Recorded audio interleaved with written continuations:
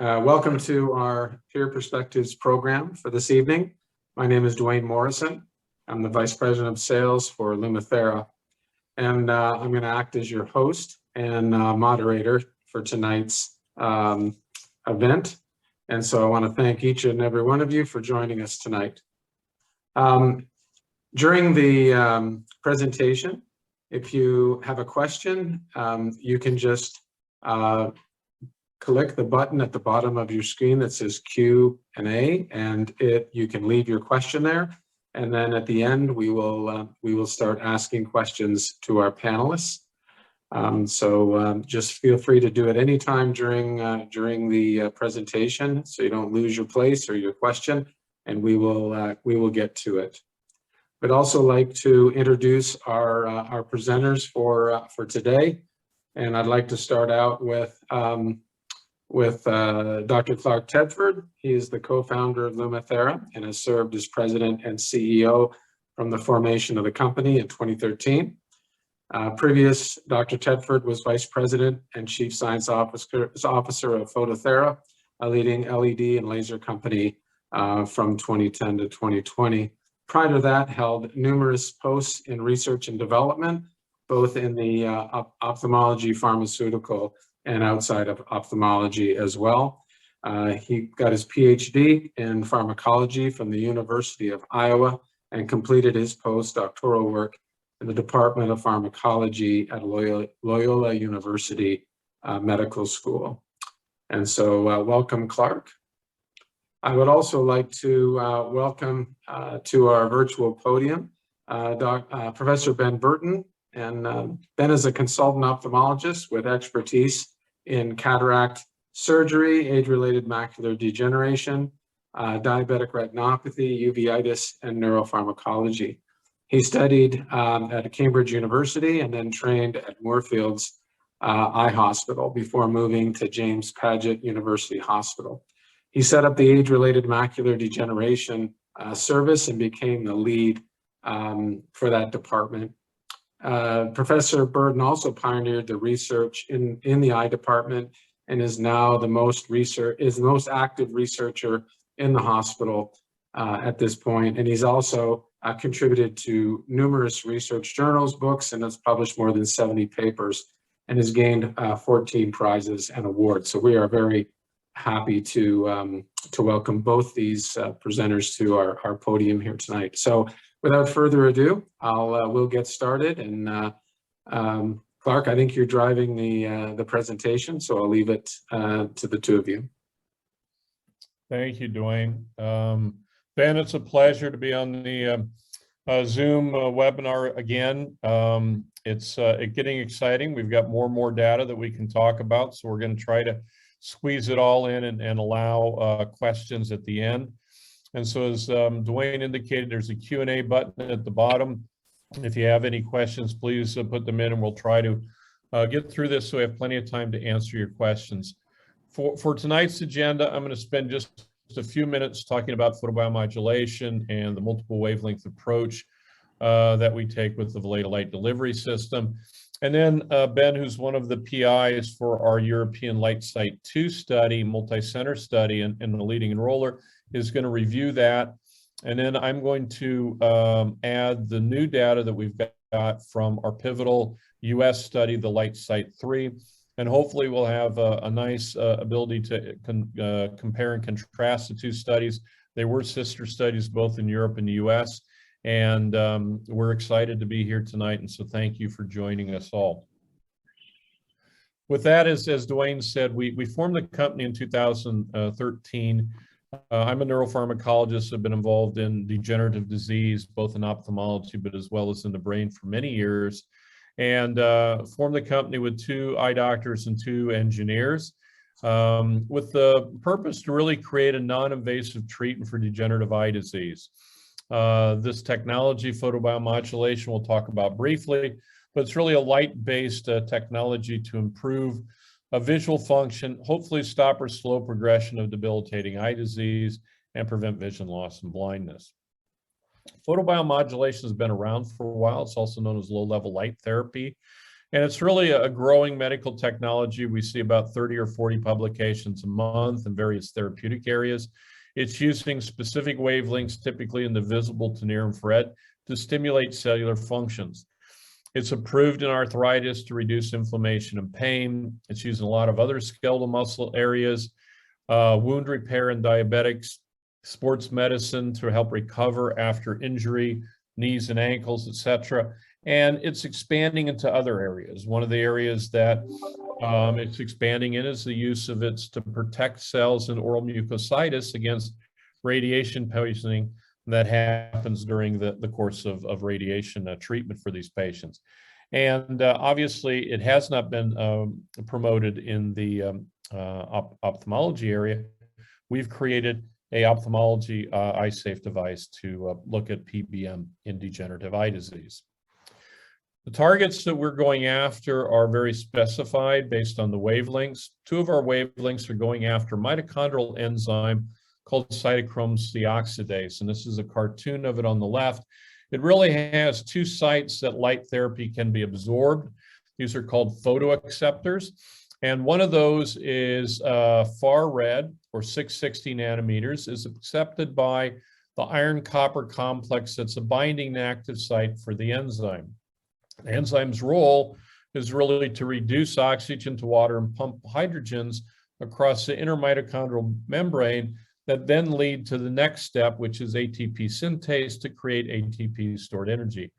And so typically high energy demanding cells, such as neurons and retinal cells, as we get older, they tend to have, as part of the etiology of degenerative disease, is mitochondrial dysfunction. And in fact, cytochrome C oxidase is a key enzyme in the electron transport, and it can trigger apoptosis and trigger cell death. The other wavelength, near infrared, helps shuttle electrons, which is the other part of the substrates, into cytochrome C oxidase. And so both, I think, are very important for performance of cytochrome C oxidase. We also have a far yellow, which has been shown in retinal cells to inhibit VEGF expression and improve phagocytosis in ischemic and other conditions. And so those are the three wavelengths that were chosen based on their underlying benefits. This created then the Valeda Light Delivery System. We've now conducted 7 clinical trials, 5 with the Valeda, 2 previous to that using the 3 wavelengths in prototype devices. And that led to the creation of the Valeda Light Delivery System. In the last 2 years, we've had 3 positive studies. The European multi-center study that Ben's going to talk about came out about a year ago. We also had a study done in the United States looking at biomarkers such as electroretinogram on benefits in retinal function after PBM treatments. And we also started to explore through some of our key opinion leaders in Europe the benefits of photobiomodulation in early patients with good vision that had diabetic macular edema. Today, we're also now going to be able to present the top-line study results from our pivotal U.S. trial, the Lightsite II study. And so the European and the U.S. study were really sister studies, and we'll have some ability to compare and contrast the findings that we've seen so far today. So James, I'd like to let Ben take over and give us kind of a background and the overview on the Lightsite II European study. So Ben, if you're ready. Yeah, no, thank you very much for inviting me, Clark. It's great to be here again. Yeah, so I was the principal investigator and chief investigator in the UK for this study, the Lightsite II study, multi-center European clinical trials. Next slide, please. And as you can see, there was a number of other centers, 3 in Germany, 2 in the UK, 1 in Italy, 1 in France, 1 in Spain, so quite distributed. Next slide, please. So this is the machine, as Clark's already alluded to, and it's won a number of awards for its ease of use, and it's kind of the size of a small computer, a bit higher, I guess, but fits on any sort of desk pretty easily. It doesn't take up too much room in the office, so it's easy to wheel in and wheel out if you need it. Need to do that. Next slide, please. And what it does is it has a preset course of treatments, 5 minutes for treatment. I've had a go on it. It's a bit like looking into the sun and a kind of hallucinogenic sort of way. It's quite an interesting experience. Not painful, not uncomfortable. You just have to put your chin on the rest. Don't need dilating drops or anything like that. And it treats the whole of the retina. You can treat one eye at a time, so you could treat one eye, not the other, if you wanted, quite easily. Just takes 5 minutes longer to treat both. And as Clark said, 3 different wavelengths used at the same time on the red and infrared side of the spectrum. Blue light sort of doing the opposite of turning the mitochondria off rather than on, as it were. Or making them less efficient. So next slide, please. So yeah, again, adjustable tabletop design. There's a chin rest. We've had 1 or 2 patients with the chin rest a bit uncomfortable, but we're just giving them a sort of cloth to put under their chin, and they've been fine. And there's really only sort of 2 buttons on it, a touch screen. It's very, very straightforward. Even I was able to make it work. So next slide, please. I have a technician in my clinic that uses it for me now. Next slide. Yep. So the Lightsite study designed male and female over 50 years. These are the inclusion exclusion criteria. So they had to have vision that was worse than 6/9, but not so bad it was worse than whatever that is, 660. So they had to have intermediate or dry AMD, so defined by the presence of drusen, and they may or may not have geographic atrophy, but it couldn't be center involving geographic atrophy, so it wouldn't be geographic atrophy under the fovea. So this treatment isn't expected to bring blind patients back to normal sight. The idea was to have 96 subjects with a total of 144 eyes, obviously some patients having both eyes treated. In actual fact, we ended up with 44 subjects and 52 eyes enrolled, and this was because of COVID, so we were just getting going, and then COVID interrupted play, which was pretty disappointing. Important to note, it was a sham controlled study, so patients and the people giving the treatment didn't know whether they were having the treatment or not. The machine has a special research setting, and you press the button and it shines just a full wavelength of light, not just the kind of red and infrared selected ones. So even patients that weren't having the correct wavelength still had the experience of sitting on the machine with some light going to their eyes. So the treatment, I'll show you the treatment in a minute, but basically there was 4 blocks of treatment, treatments every 4 months, rather than every 6 months, which is the Lightsite I trial. Next slide, please. So the treatments is a little bit complicated. So the patient comes in, has the light treatment, which takes 5 minutes and goes home. That's one part of a treatment series. So that they do that, have this 5-minute treatment to one or both eyes 3 times a week, usually for 3 weeks, although sometimes obviously they were delayed or illness missed things, so you could expand it a little bit longer than that. But basically it was a series of 9 treatments close together, and then you'd have 3 months or so where nothing happened at all, and then they'd come in for another block of intensive treatment, so 3 times a week for 3 weeks, total of 9 treatments, and then the idea was another block 4 months later, or so 3 or 4 months later, and then the visit 10 after they've had 3 blocks of treatment. So that was a plan. Obviously COVID did interrupt that, so not all of the patients completed and had as much treatment as we were hoping for.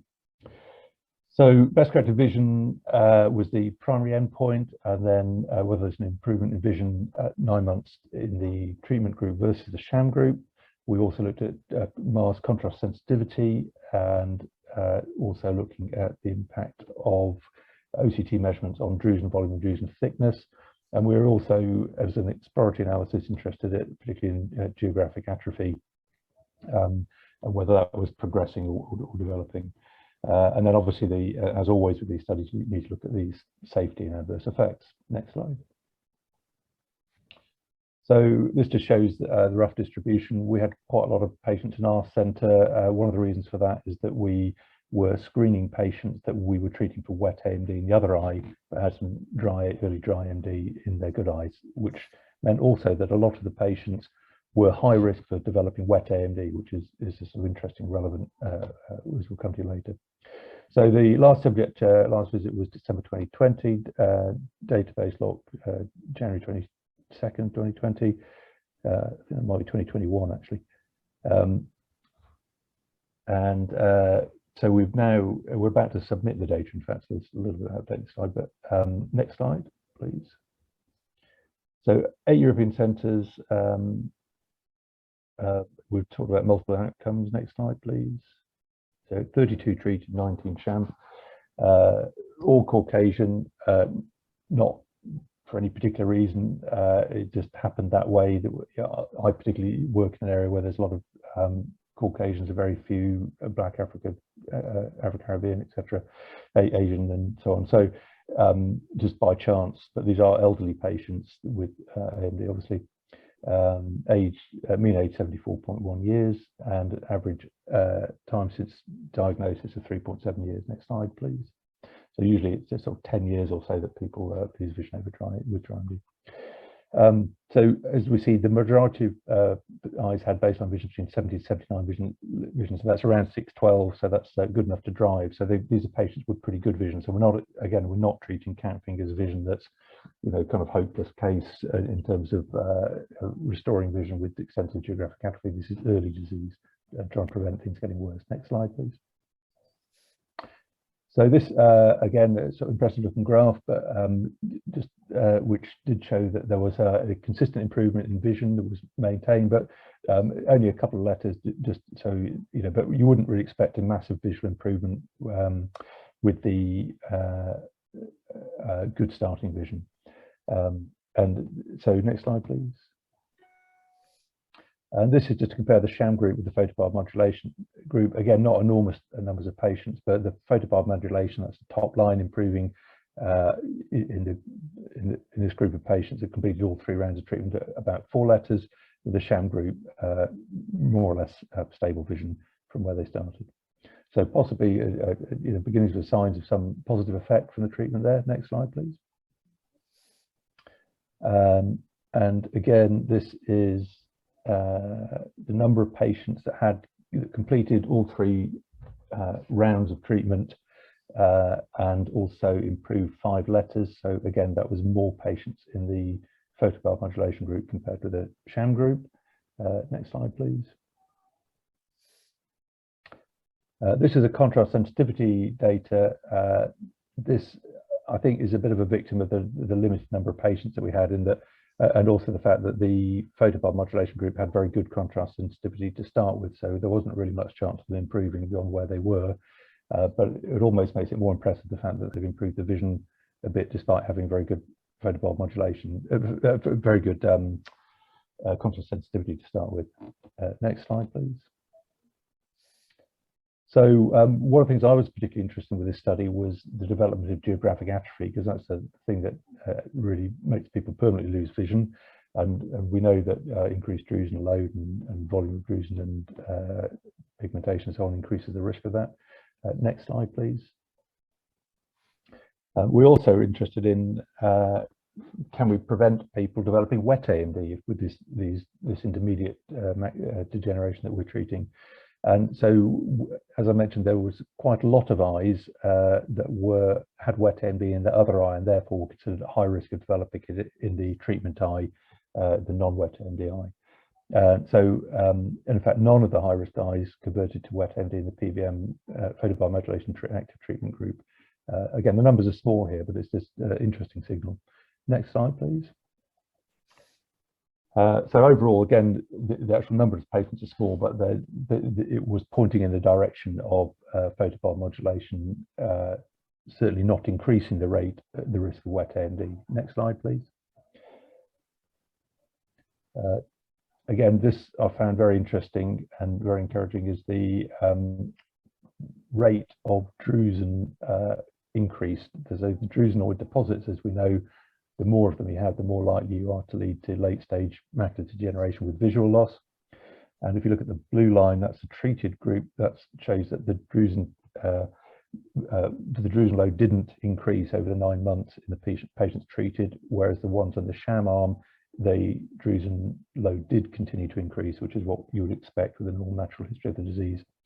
So again, interesting signals, potential for disease modifying benefits. Again, limited numbers of patients, but you know, it's definitely a step in the right direction. Next slide, please.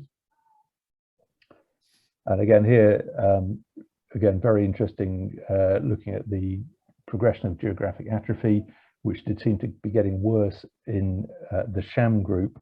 And although it did continue to progress with the photobiomodulation, it didn't progress as quickly. And in this particular analysis, there was a 44% difference between the groups. So again, if we could reduce the rate of geographic atrophy progression by 44%, that would be immense. Again, the number's a bit small to draw any strong conclusions here. Next slide, please. And this is very interesting. Just as I was mentioning earlier, we were concerned that any treatment might make the incidence of wet AMD worse, and we know that the Oakes and the Derby study, one of which showed a 22% reduction in GA growth, but they also had problems with a lot more patients converting to wet AMD requiring anti-VEGF injections, so that kind of offsets some of the benefit there. But it's interesting to see that the Valeda treatment, albeit with the small number of eyes compared to these much bigger trials, does show a sort of encouraging results. Next slide, please. Yeah, so safety analysis. Yeah, next slide. So we've got choroidal neovascularization and neovascular AMD on different columns there, but essentially not a significant difference between the eyes, between the treatment groups, and really no significant unexpected adverse events, which is very encouraging. Next slide. And there's quite a lot of sort of things that, like waterworks infections and feeling a bit tired and things, but these are not the sort of thing you get with any trial, that if you just ask people, they will have some symptoms, but there's no pattern emerging, and nothing we can see is no danger signaling there. Next slide, please. So as I say, very quick, patients got into a pattern where they would arrive by taxi. We knew what time they're coming. They'd whiz in the taxi, just more or less keep the meter running. They'd come and have the treatment. Takes 5 minutes, and they'd go out and get back in the same taxi, and off they went again. So really slick. You can get through quite a few patients in an hour. Next slide. Yeah. So just to summarize, there was a modest improvement in vision, which was the primary endpoint, which was statistically significant. And this was increased in the treatment group compared to the sham group. Not significant, but very interesting, and to me very encouraging, is the reduction in geographic atrophy group, and also the complete cessation of drusen increase in the photobiomodulation. And also possibly a reduction in conversion from the dry form to the wet form. Now, again, the number's a bit small to draw any great conclusion for this, but definitely very encouraging, and no safety concerns at all, which is good. Next slide. I think that's it. Yeah. So I'm going to hand over back to Clark. Thank you very much. Thank you, Ben. And unfortunately, we had designed both these studies, US and European, to be sister studies. The European study got off a little bit earlier and got caught, quite frankly, in the worst part possible of COVID. And so ultimately, we did have about 11-week stoppage when we conferred with all the sites, and COVID was still coming through. So we had a lot of patients in there that either missed a few treatments or missed one round. And so when we look at the small group that actually did well and went to all the 27 or 3 rounds of treatment, we did see some benefits. But unfortunately, the numbers weren't as high as what we'd like, but it was a good starting point. And as we move into the top line studies for the Lightsite III, it was a little bit different situation in the US. We were a little bit behind the European studies, so we were actually able to get through enrollment without a lot of impact. And so consequently, I think it'll be a very good discussion today on both studies and the results that we're seeing. So with that, I'll turn over to the Lightsite III study. This study was enrolled across 10 centers in the US, top retinal centers, as you might expect, a mix of university centers such as Diana Doe and Quan, her husband, at Stanford University, Richard Rose in New York Eye and Ear Infirmary, Nora Ladd at Duke Eye Center.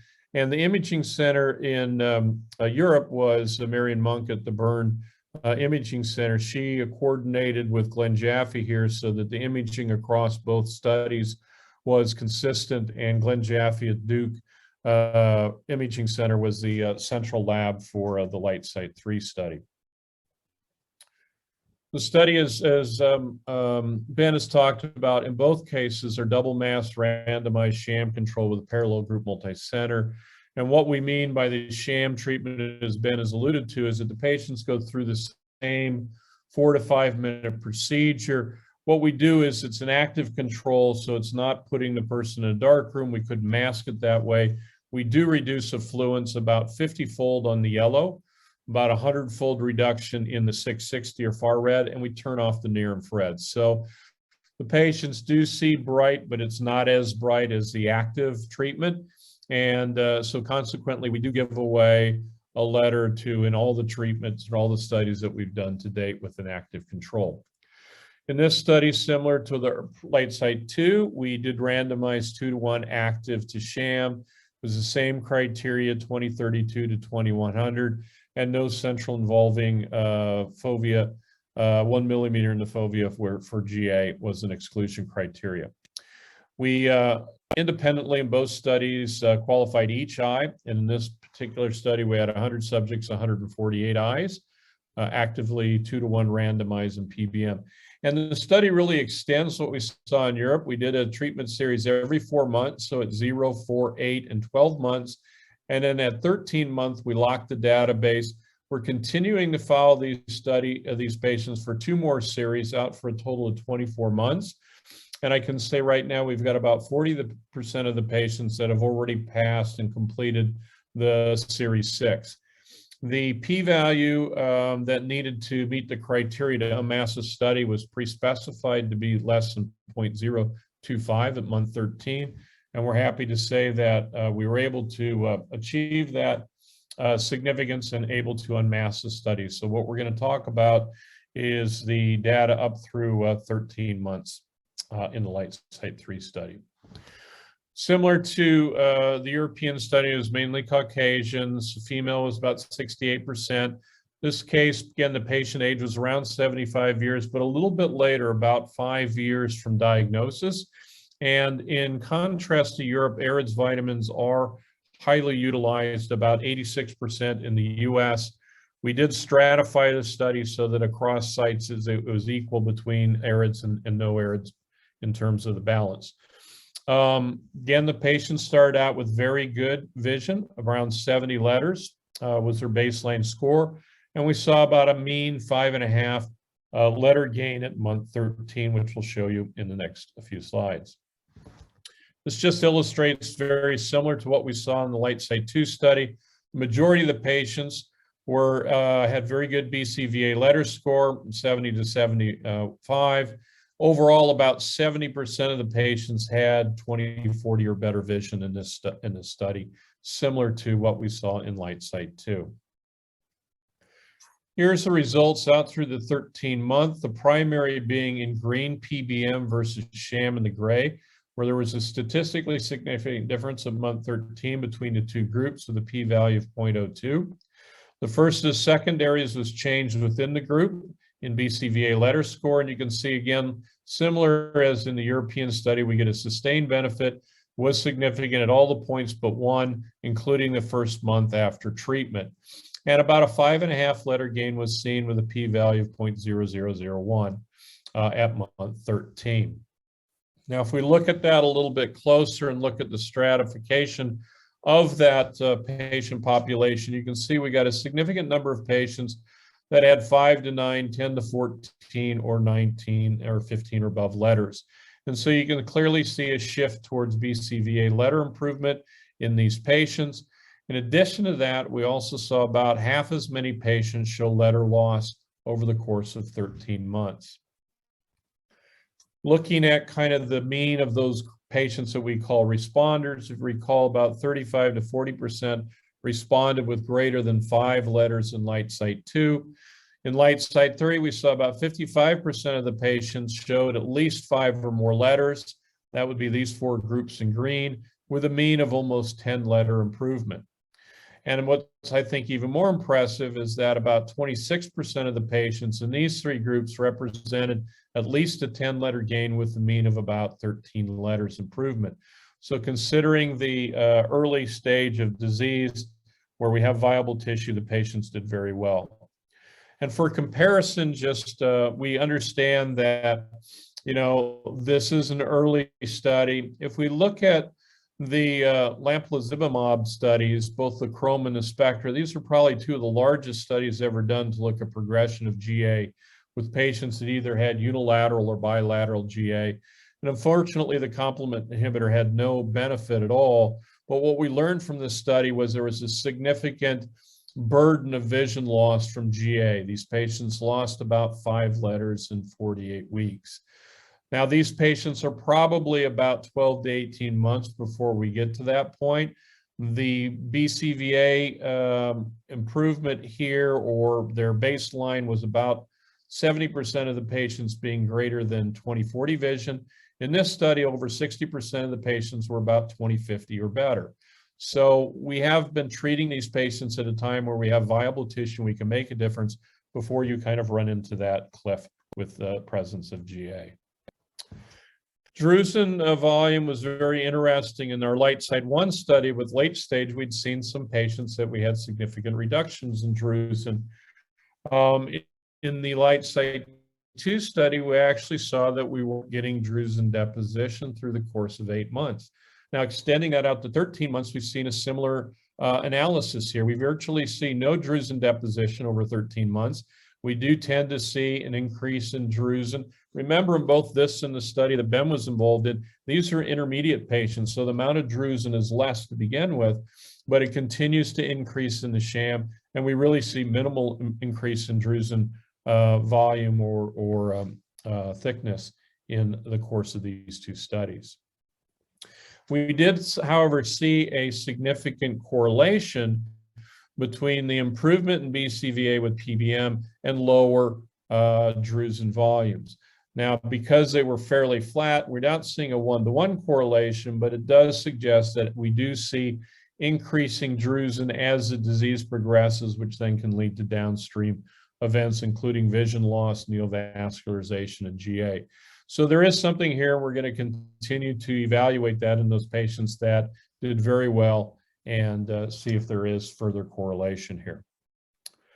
The other thing that, as we are looking at this data, is the progression of GA. And in this study, just like in the Lightsite II, we didn't have that many patients with GA, and those patients that did have it, it was not contained to the central fovea.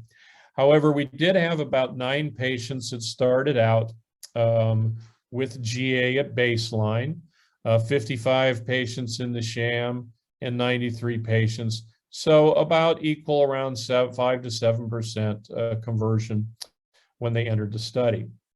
At the end of the 13th month, we had 6 more patients that showed new GA. Turned out that 5 of those patients of the 55 were in the sham group for about a 9% conversion to new GA, where only 1 out of 93 patients showed new GA in the PBM. So again, these numbers are small, but are suggesting that maybe early intervention may have some benefits downstream in progression of disease. The safety of the study illustrates very similar results to what we saw in all of our studies, with a very good safety. This is sham, PBM, and we also follow, for this study, the non-treated eyes as part of the FDA's requirement. You can see that actually we saw more adverse events, ocular adverse events, in non-treated eye with about equivalent percentages. Almost all these were very mild and very small or few in nature.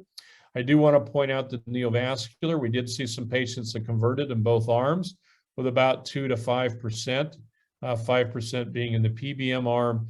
And in the non-treated eyes, we had about 5.8%. If you correct for the 16 patients that were already wet, we had about 8.3% conversion.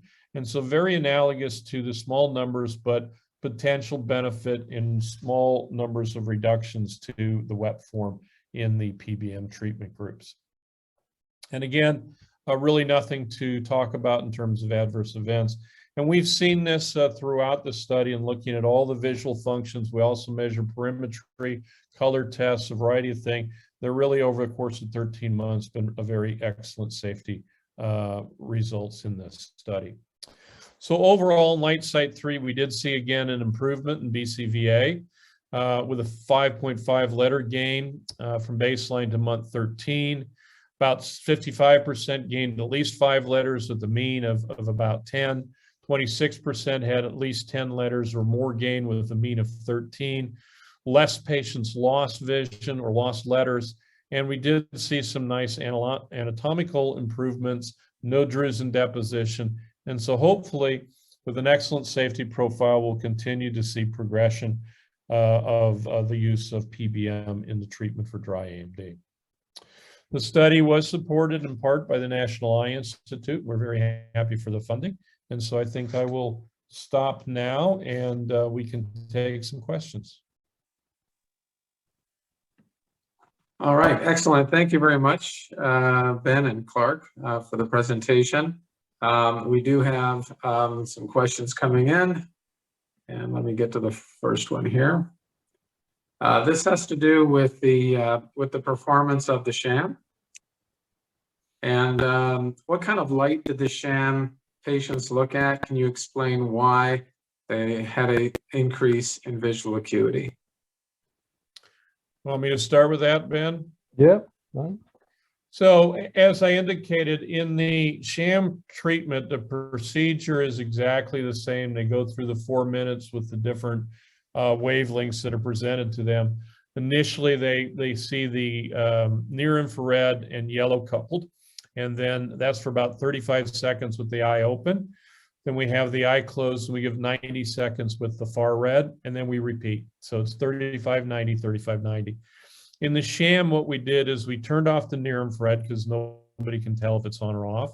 We couldn't lower it so low that it looked like it was dull and you weren't getting a treatment. So in the far yellow, we reduced it about 50x. And in the far red 660, we reduced to 100x.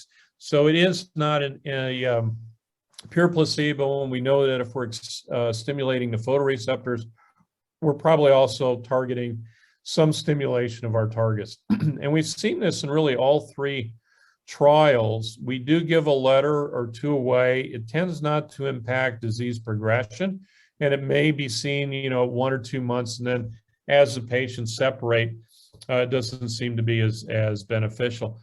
But I can even remember from our very first study, some patients that were in that category that they had impairment in vision and contrast sensitivity, they responded to the sham treatment. And so I think it is a real effect that a few of the patients are sensitive and you will get some benefit. It may not be a pure placebo study. It's more like a low dose and a higher dose trial design. But it's really the only way we can mask the study as best as we can to the site and to the patients. Anything else, Ben, you want to add to that in terms of masking? No, I mean, it's why we try and do placebo-controlled trials or sham-controlled trials as much as possible. It's well known that, when you study any population, that they, like factory workers, and just by the fact of studying them, they'll work harder and output more. And so people may well be trying a bit harder as they're in the study.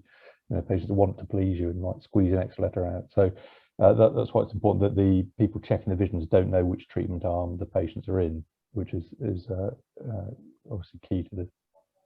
Yeah.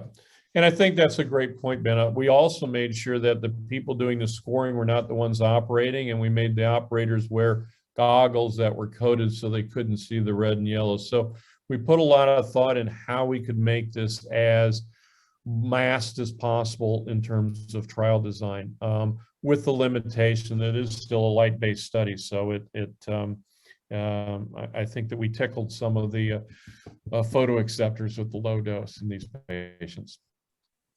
Yeah, and continuing along on that front, because it, as you said, it didn't seem to translate into the other results. Drusen being one, geographic atrophy being other, and even the neovascularization. So what do you make of, is it something like it has some effect, but it doesn't have enough to compete with the active?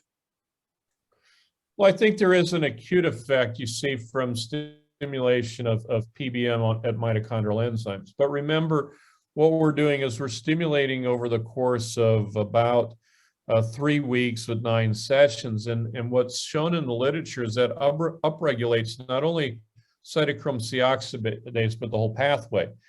So if you are getting some regulation or some upregulation, you may get some early effects. And in fact, I do recall patients that had the sham, that it wasn't just a learning curve. They gained maybe 5 letters in the first month and continued to see some increase for another 5 letters.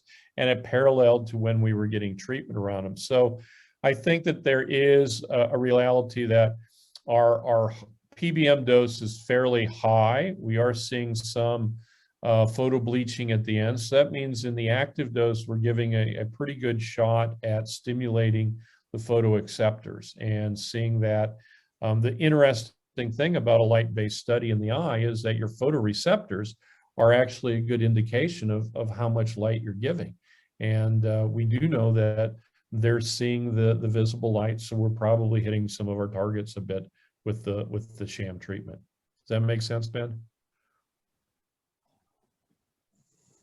Yes, yeah, no, I think so. Yeah, yeah.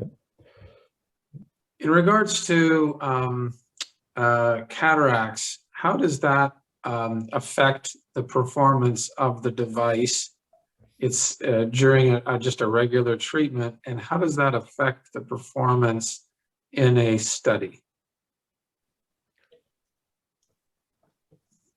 Do you want to comment on that first, Ben? Yeah, well, I mean, it's always an issue. So most studies will have an inclusion/exclusion, which will say that early cataract patients have to be excluded from the study.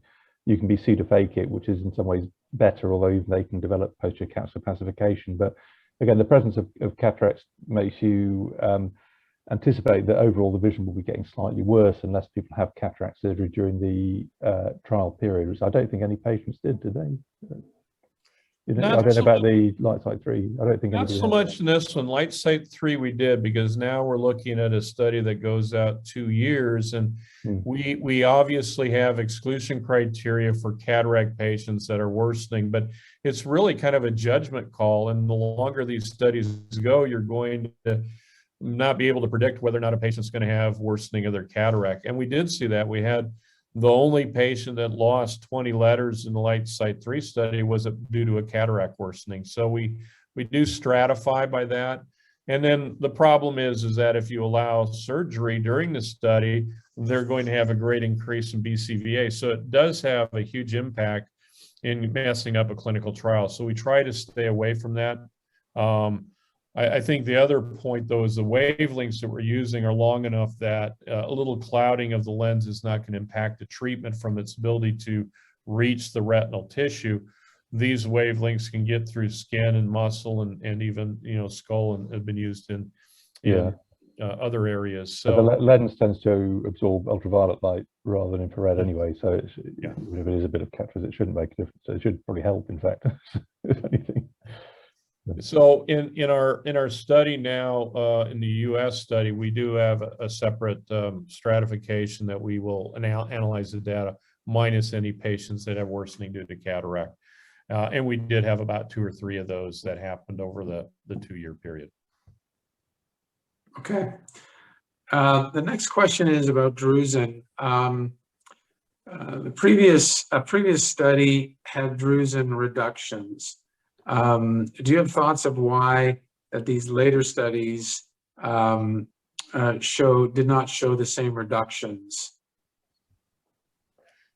Yeah, maybe I'll talk to this one first, Ben, but I think it's got to do with where we're at in terms of what the study's doing to drusen. I think if we're making the tissue healthier with more energy production, resetting metabolic activity, you get less drusen that's going to be spit out and deposited. So earlier on in these intermediate patients where the burden is lower, the amount of drusen is lower, you're probably seeing that the healthier cells are no longer needing to spit it out, they're able to remove it. And so you're really now looking at a transition to removal, which takes time. And so even in the patients at a later stage that have a bunch of drusen, it takes 6 to 12 months before we get statistical benefits or reduction of.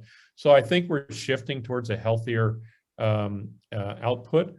And I'll just add to this, there's a paper in the Journal of Alzheimer's that looked at beta amyloid deposition with light therapy and showed reductions in deposition. Now, I mention that because beta amyloid is part of Alzheimer's proteins that are deposited, and they're also part of drusen. So there is good evidence that light therapy can reduce the amount of these deposits that are depositing in animal models, or now what we're seeing in the clinical. Ben? Yeah, no, I agree. I mean, I've just been very impressed by how excited the kind of cell biologists are that we're doing this, and because they've been saying, oh, you know, in my lab, in my test tube, it works brilliantly, sort of thing. So I mean, it's obviously there's quite a big step from a petri dish full of cells to a human being, you know, being treated every 4 months. But there is a lot of it's not sort of mumbo jumbo. There is a lot of basic science work gone behind this before we've got this far.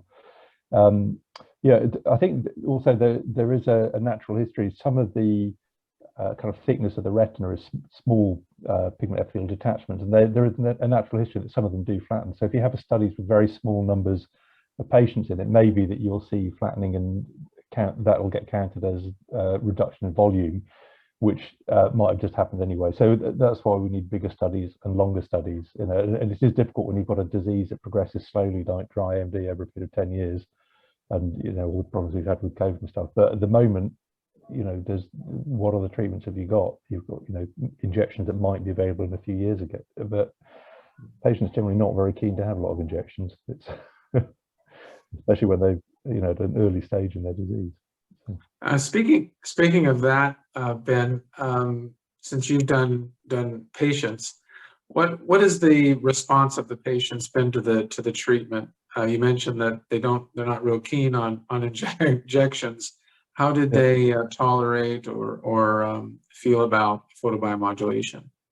Well, they like it. I mean, they're an elderly population, often in an age group where people are a little bit socially isolated, and I think they actually quite, you know, like the trip out almost. I know it sounds a bit, you know, but just having that continuity of care and somebody taking an interest in them, rather than just being told you've got this disease, which unfortunately there's, you know, we can help with, but there's no cure for, there's no active treatment available. So, you know, psychologically, I think alone it's can be very helpful for them.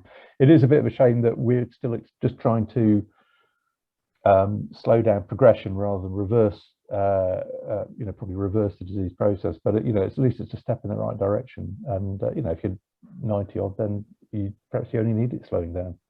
So, I think one of the interesting is you said, and when you first told us that you had patients coming in with by the taxi and they were staying there and they could come in and do the treatment out. Being an NHS hospital, I was quite shocked at that you know, you could be that efficient. But then one of our other sites in the European study was doing the same thing, and they told us after I mentioned it to them. I think the other thing that's kind of interesting that we've heard from patients too, particularly on the fact that they don't have pupil dilation and that they can come and go. And so, you know, that means that they aren't burdening their spouse or their, you know, significant others or their family to bring them in and take them. They can actually independently still get in a taxi or an Uber, go do the treatment and leave. And so, you know, there's a psychology there too of isolation, depression that goes with AMD. And it's just, you know, a fear of being out, falling, tripping, not being, you know, able to get yourself around without depending on your family. So I think this does have an opportunity to take that and provide an independent treatment as well for the patients. Yeah, thanks. What is the plan for this Lightsite II data? So we're actually going to be presenting more of the detailed data in a press release the next day or two. We're down at the DOC meeting in Germany, and we have a panel to talk a little bit about the history of our trials, as well as some of our clinical commercial experience with two of our German centers. The Lightsite III data is being finalized to submit to the FDA for approval. It is a PMA pre-specified study. We've met with FDA twice before we launched the study.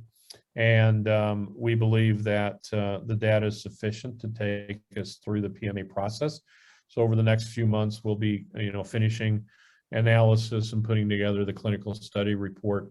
We also have in front of the FDA an extension study. So we'd like to continue to follow these patients for a third year.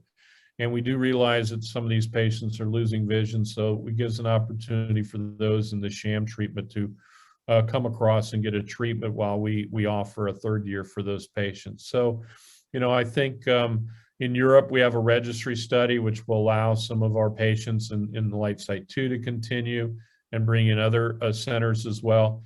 There's a lot more work to be done, obviously, but I think we've got something that in a patient population that doesn't have many options, that looks pretty promising so far. Excellent. One other question regarding other diseases and conditions. What is the plan there?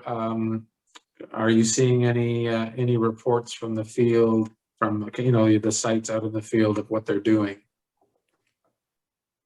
I think, Ben, I can start with this, and I'll you can give your thoughts on what other opportunities there might be. But I think when we have the conversations with our retinal doctors, we quite quickly rotate to, well, what about this or what about that? And so we have had some work done by one of our German centers in early patients with DME that have good vision.